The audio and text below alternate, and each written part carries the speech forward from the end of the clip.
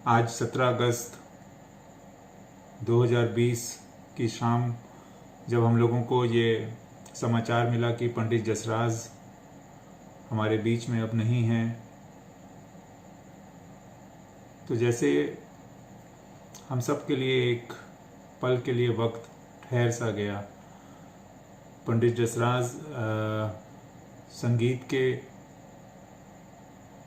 वो सूर्य हैं, वो सितारे हैं जिनकी जगह शायद कभी कोई ले नहीं पाएगा और हम लोग कभी भी उनको भूल नहीं पाएंगे। पंडित जसराज मुझे बहुत प्रिय थे।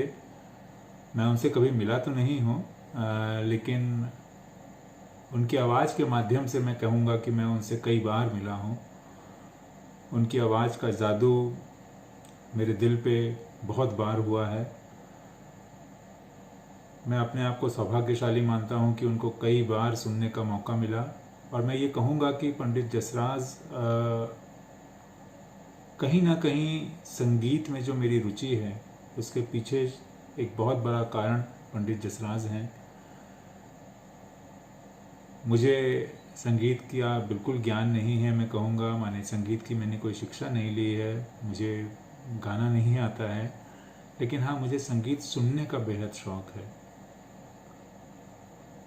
मैं जब छोटा था, मुझे याद है जब हम लोग स्कूल में थे, शायद कक्षा 4 या 5 में रहे होंगे, तब पंडित जसराज जी जब संकट मोचन में हनुमान जयंती के कार्यक्रम में अपना गायन प्रस्तुत करने आते थे।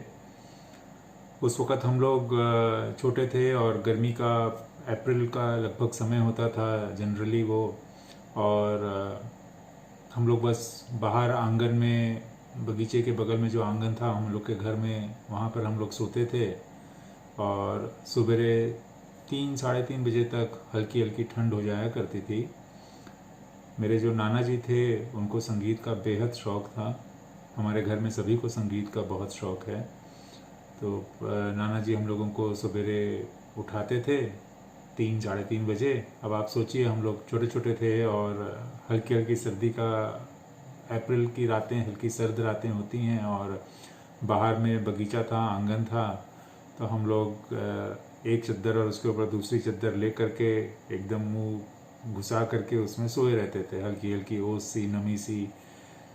अब उसमें अगर हम लोग को उठाया जाए सुबह 3 बजे, साढ़े 3 बजे और कहा जाए कि चलो संकट मोचन चलना है, फिर हम लोग अपने घर से नाना जी के साथ पैदल जाते थे संकट मोचन।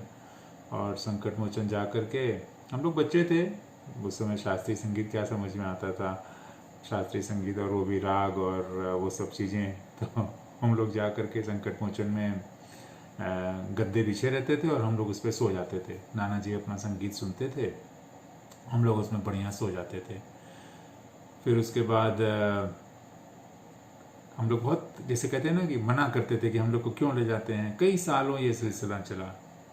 हम लोग जाते थे सवेरे, पंडित जसराज जी के संगीत को सुनते थे, तो नाना जी हम लोग को ये कहते थे कि देखो मेरे को इससे ये मतलब नहीं है कि तुम लोगों को राग और ये सब जो शास्त्रीय संगीत है भले ही समझ में आ रहा है कि नहीं आ रहा है, बट मैं ये चाहता हूँ कि ये जो आवाज़ है, ये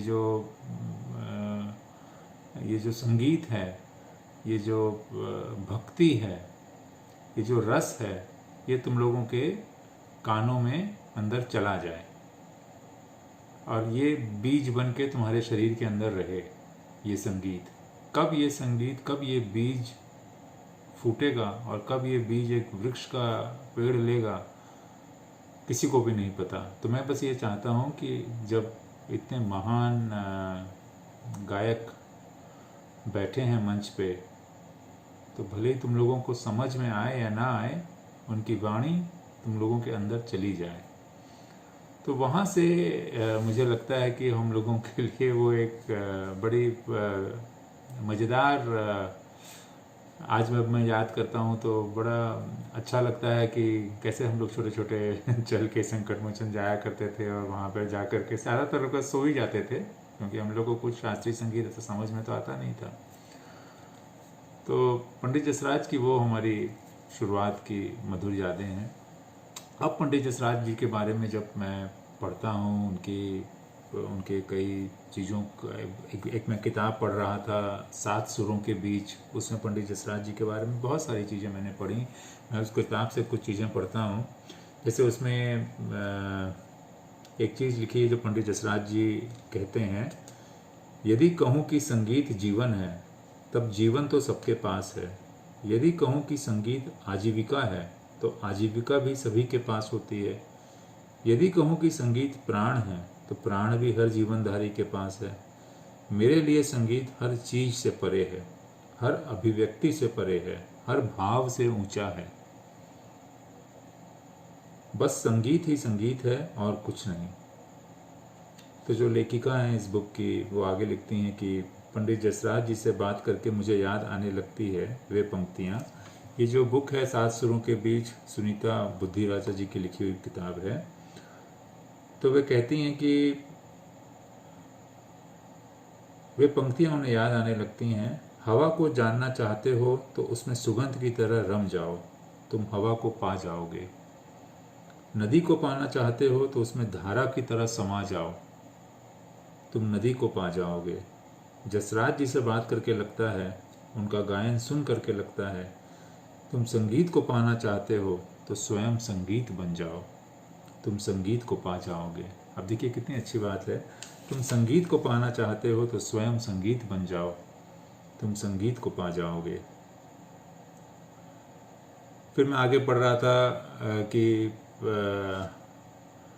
पंडित जी की जो जसराज जी की जो यात्रा है प्रारंभिक की, कैसे उनके मन में जो वो संगीत का बीज बैठा, उसकी एक बड़ी मज़ेदार कहानी है, उनके जीवन की एक कहानी है।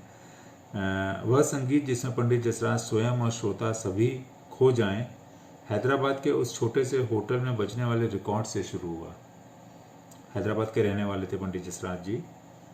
कंधों पर किताबों का बस्ता लादे हुए वहाँ जसराज जब घर से निकलते थे तो स्कूल जाने के लिए जब वो अपने घर से निकलते थे तो रास्ते में गली के मुहाने पर छोटी सी चाय की दुकान थी, जहाँ पर बिस्कुट डुबोकर खाने वाले ग्राहकों के कान जो अख्तरी बाई फैजाबादी के गाने की आवाज़ की मिठास को सुनते थे और उनकी उंगलियां जो मेज़ों पर गाने की लय पर थिरकती थीं, नन्हे जसराज को अपनी ओर खींचती थीं और उन्हीं के पांव वहीं पर थम जाते थे।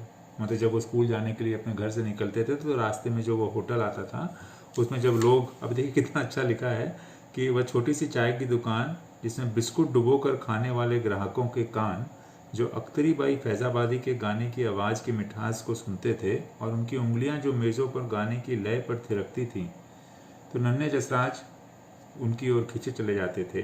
5 से 6 साल के जसराज को न मालूम था कि गाना क्या होता है और ना ही मालूम था कि गाने में जो शब्द हैं, वो गाना जो बजता था, जो इनके शुरुआत में जो वो होटल में जो गाना बजता था, वो शब्द थे, दीवाना बनना है तो दीवाना बना दे, वरना कहीं तकदीर तमाशा ना बना दे।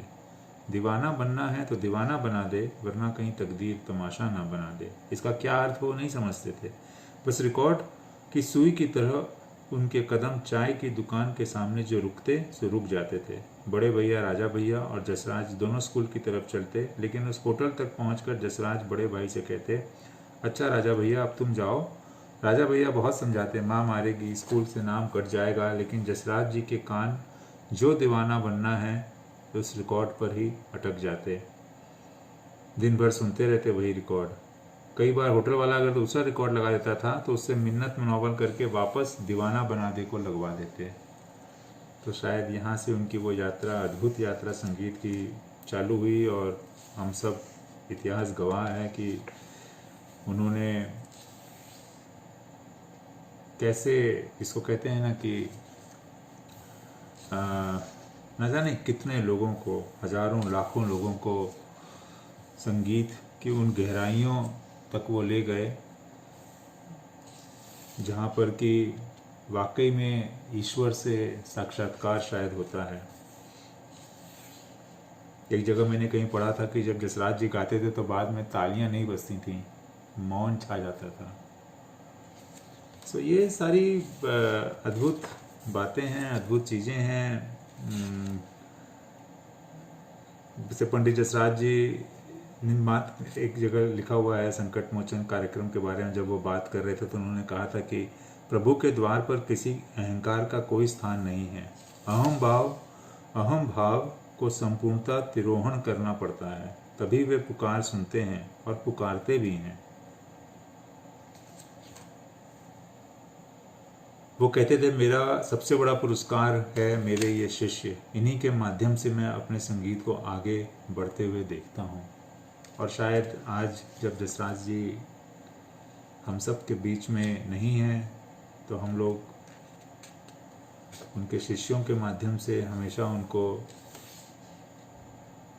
सुनेंगे, उनको महसूस करेंगे।